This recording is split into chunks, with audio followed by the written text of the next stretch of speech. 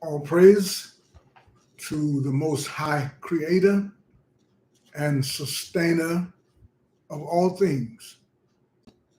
To be perfectly clear, when I speak of a creator or the creator or creators, I mean whoever, whatever is behind creation of the sun and the entire universe.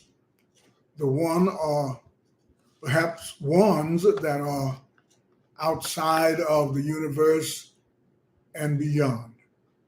Thank you for your subscriptions and your support of the channel and your comments. You are greatly appreciated. If you have a question that you want me to answer privately, please email me at theoriginalchurchtalk@gmail.com. That's theoriginalchurchtalk@gmail.com if you have a question that you would like to ask me privately. After you have emailed me your question, then go to the live chat, like right now, and just type in check email. And I would go and I would check my email for that question, and I would do my very best to give you a Bible answer for a Bible question. Hello and welcome to Church Talk Unlimited with James Paul Berry. It is Saturday, April 20th, 2024, 5 p.m. Pacific Standard Time. I hope you're well. I am well with a few exceptions, particularly these allergies, and I'm taking Benadryl, but I'm doing fine. We're going to talk a little bit about preachers have it too easy. And we're going to go to 1 Corinthians chapter 9 in the New Testament. 1 Corinthians chapter 9, verses 7 through 13. We're going to read this verse and we're going to talk a little about what this verse means in terms of supporting the preacher or the preachers, but also supporting all who work in ministry. Verse 7 of 1 Corinthians chapter 9. Who serves as a soldier at his own expense? Who plants a vineyard and does not eat its grapes? Who tends a flock and does not drink the milk? Do I say this merely on human authority? Doesn't the law say the same thing? For it is written in the law of Moses, do not muzzle an ox while it is treading out the grain. Is it about oxen that God is concerned? Surely he says this for us, doesn't he? Yes, this was written for us, because whoever plows and threshes should be able to do so in the hope of sharing in the harvest. If we have sown spiritual seed among you, if we have sown spiritual seed among you, is it too much if we reap a material harvest from you? If others have this right of support from you, shouldn't we have it all the more?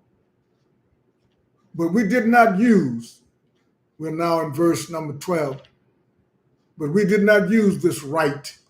On the contrary, we put up with anything rather than hinder the gospel of Christ.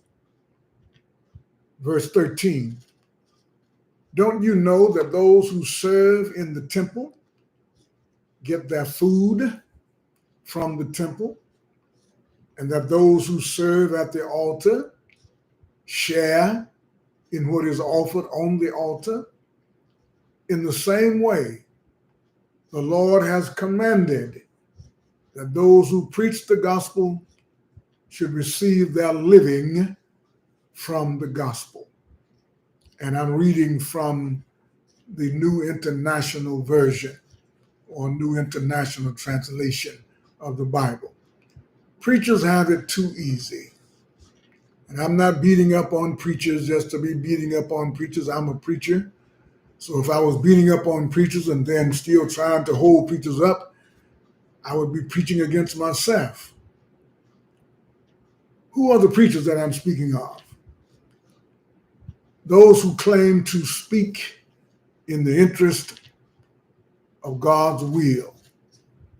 Those who claim to have been anointed by God and to have been called by God. What do the preachers have that have it too easy? Those who have it too easy are those who have abundance and life in disproportionate amounts to their brothers and sisters. Those preachers who get paid for preaching about God's presence, about God's power, about God's knowledge, and about God's will, and they get much more intangible compensation.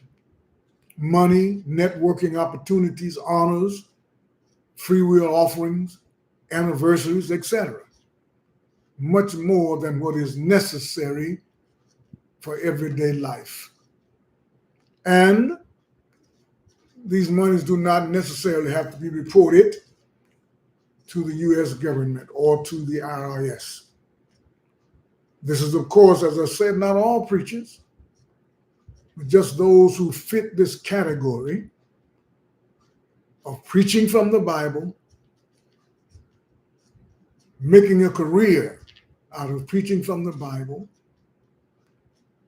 and in return, receiving more than enough well-rounded support through the church to take care of all of their responsibilities and then some, while others do not. And many times some of them complain that they don't get paid enough. Those who preach those shining sermons about love, but drop off when a brother or sister approach them with a need that's going to require them to talk to the church leadership about spending some of that money that is in the treasury. Preachers have it too easy. Those who have no idea anymore what it means to be anxious for nothing. Those who no longer remember what it's like to worry. Matter of fact, they teach if you're going to pray, don't worry, and if you're going to worry, don't pray. But they have forgotten what it's like to worry about having a mortgage, enough to pay the mortgage, or enough to pay the rent, or enough to buy food and pay the rent, or enough to buy necessary medication for yourself, possibly for your family, your spouse, and your children. They have forgotten what it's like to worry about not having enough employment, having employment but not enough, not having bail if necessary, not receiving telephone calls and letters and greeting cards to encourage them. Those preachers who have forgotten those things, those who get paid or getting paid to tell the church how God wants them to behave. Preachers have it too easy. And of course, Paul in this portion of this letter, chapter 9 of 1 Corinthians, he is speaking up in behalf of the preachers, that they should benefit from those they preach to if those they preach to have wealth. But he didn't say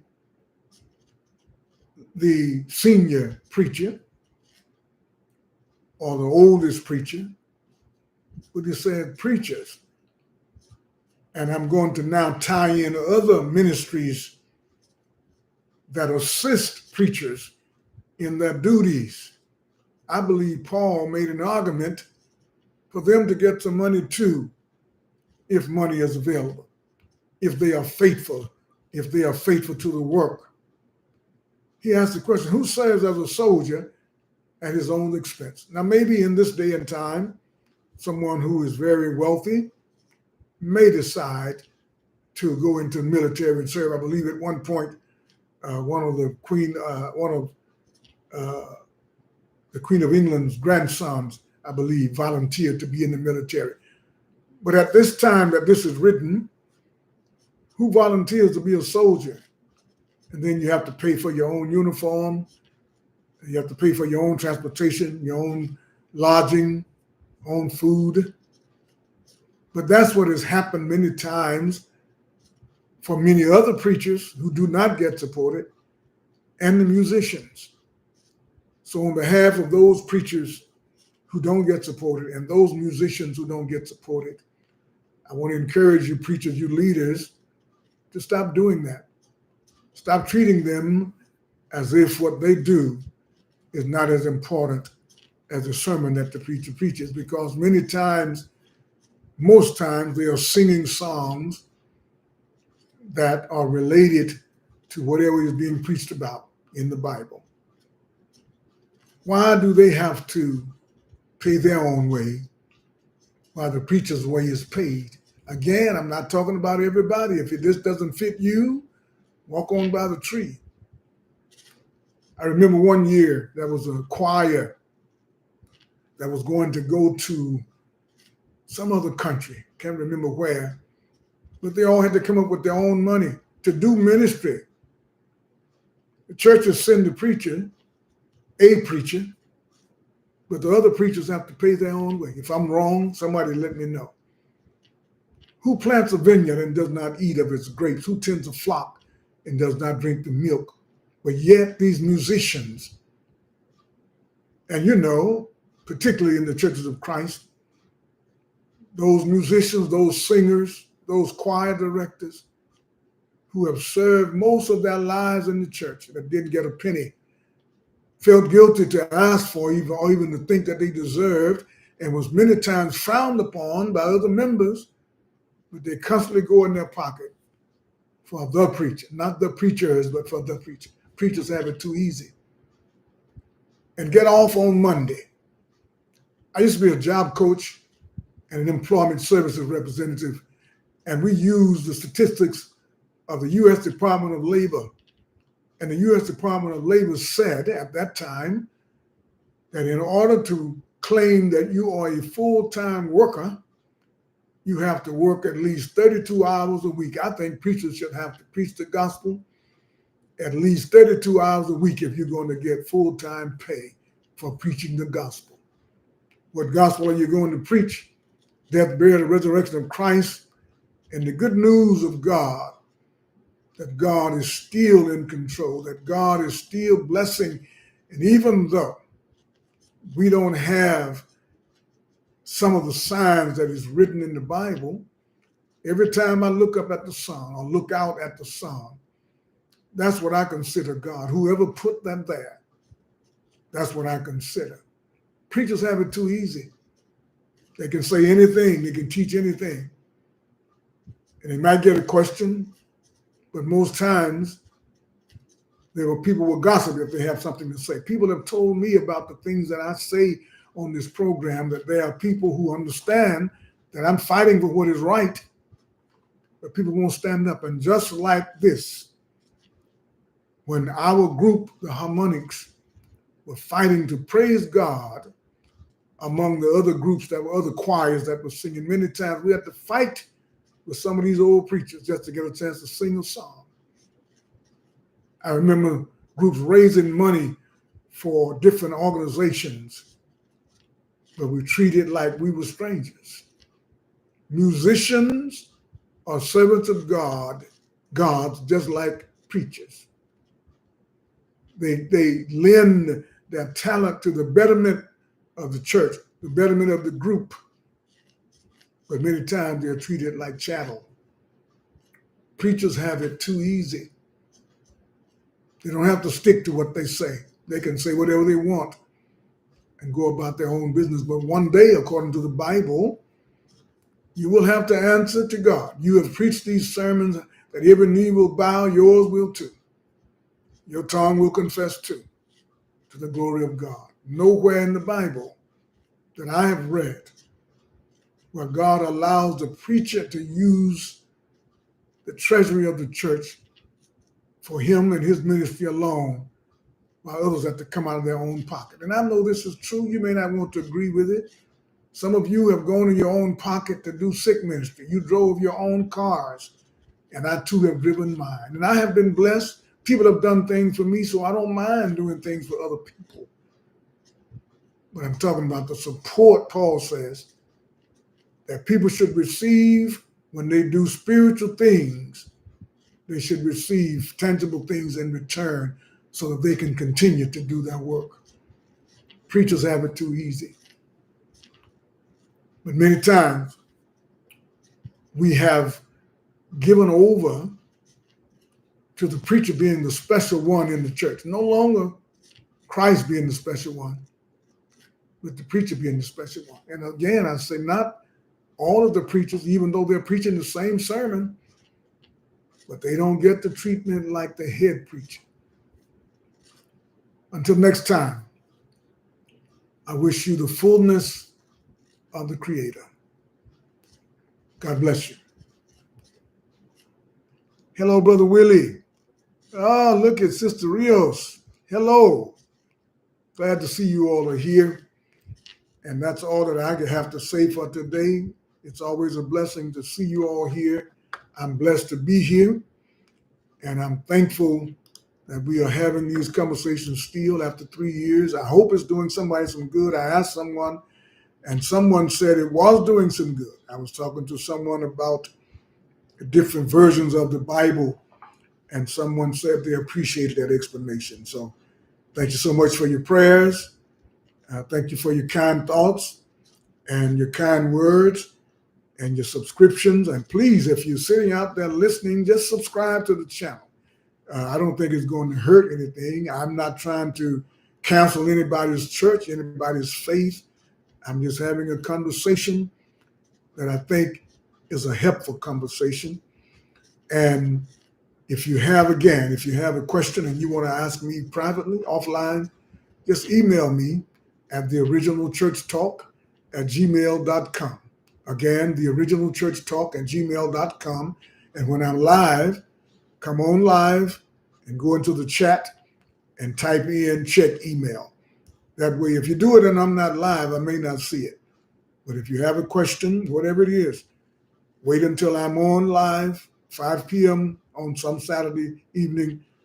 Type in what the check email based on the question that you've left in the email. Type in the chat, Type in the chat for me to check my email so I can see whatever question you have left.